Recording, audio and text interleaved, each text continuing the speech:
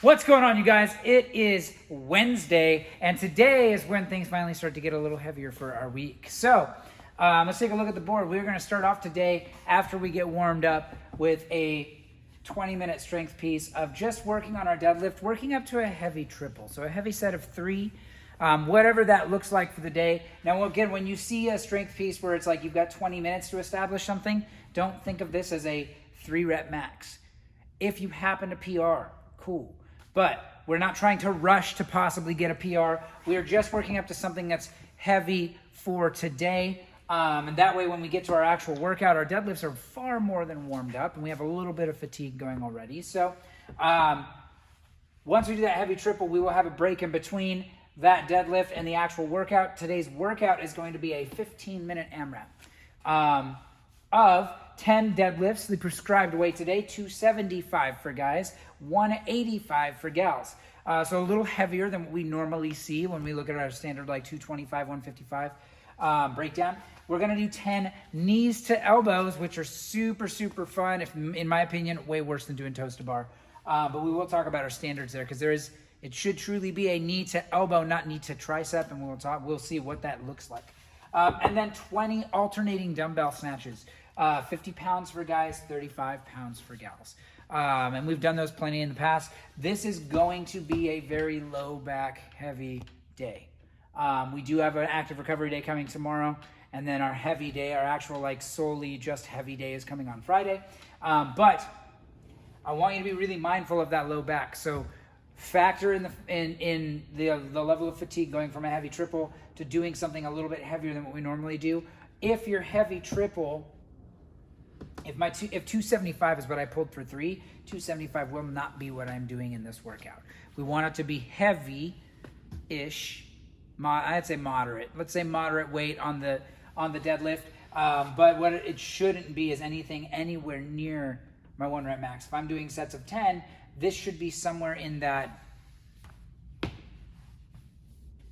no higher than say like 70% or something like that, give or take. So if I'm looking at, if my 1-rep max is 315, probably not appropriate for me to do 275 in a workout, considering it's so close to my actual max and for reps and all that stuff. We want to be able to keep moving when we see an AMRAP show up on the board. Yeah, we might break things up a little bit. Yeah, we might rest here and there, but ultimately I want to be able to continue to move. And when you add in that dumbbell snatch, a little bit of rotation at the bottom, a little bit of all that sort of stuff going on, the low back is going to be pretty sore tomorrow. So just be ready for that. Spend some extra time when you're done rolling out that low back, get into those QLs, into those erectors. Make sure that you're giving that part of your body the attention it needs to recover as best it can after a day like today. So let's talk about standards. Now the deadlift, you can really approach this either way. We've done sumo or conventional. Most of us probably feel more comfortable in conventional just based on the number of times we've done sumo at this gym. But if you want to do sumo instead of a regular deadlift for the strength piece, by all means, feel free to step up and do that. We'll talk about the difference between the two. The conventional deadlift, feet are going to be about hip width distance apart. I'm going to make sure I grab that bar where I've got enough room for my knees to do what they need to do. Back's going to be nice and flat, and I'm going to stand up from the ground all the way up until my shoulders are behind the bar. So if I rotate to the side, shoulders are behind the bar. I'm not here. Shoulders are behind the bar. My hips are all the way through. I can squeeze my glutes nice and hard. And then a sumo deadlift is going to be a wide stance.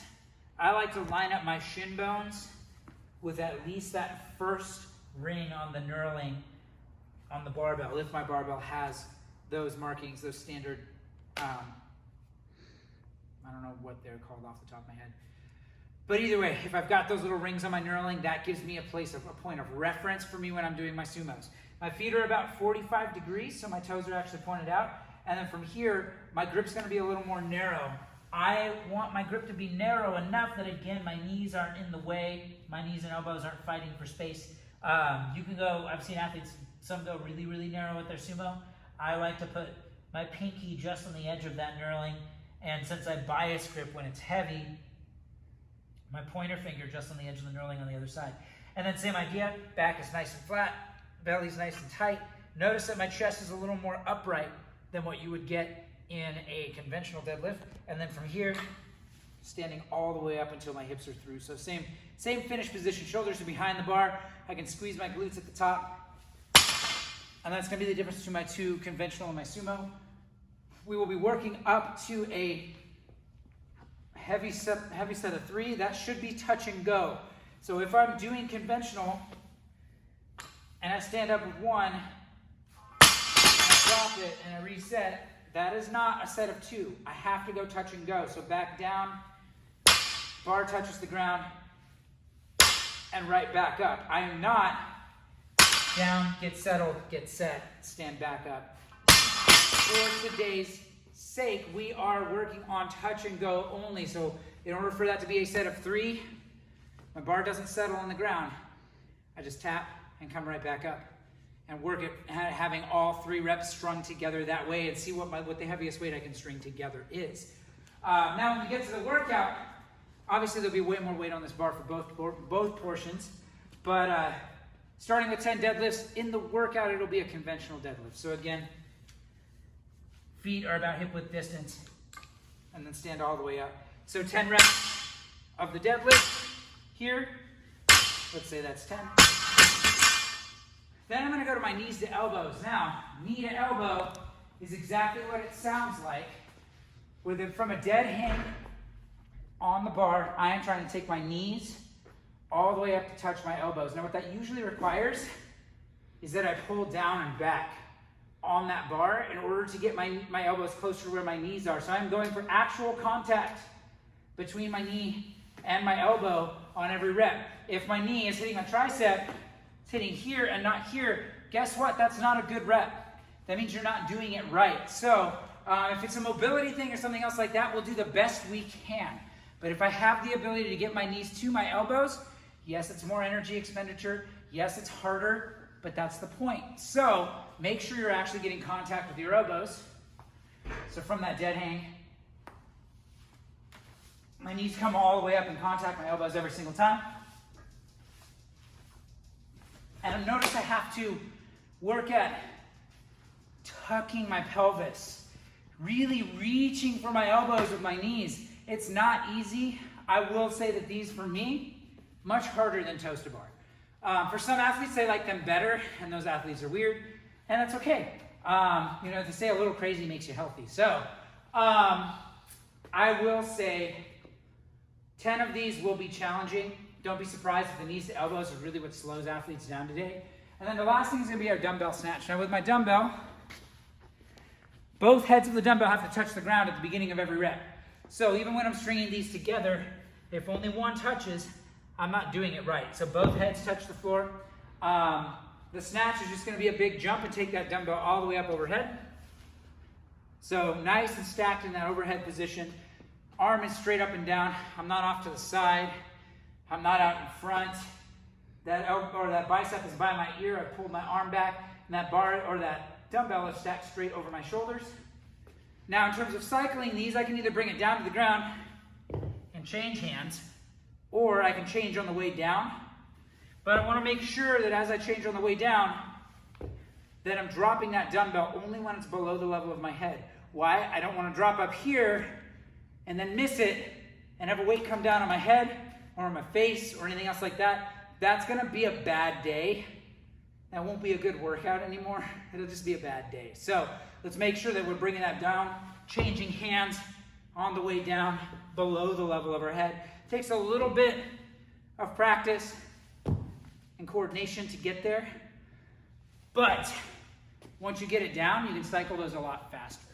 So we've got 20 reps there, and then right back to our barbell for those deadlifts. So there is some muscle redundancy in this workout. I'm utilizing my erectors on that dumbbell snatch.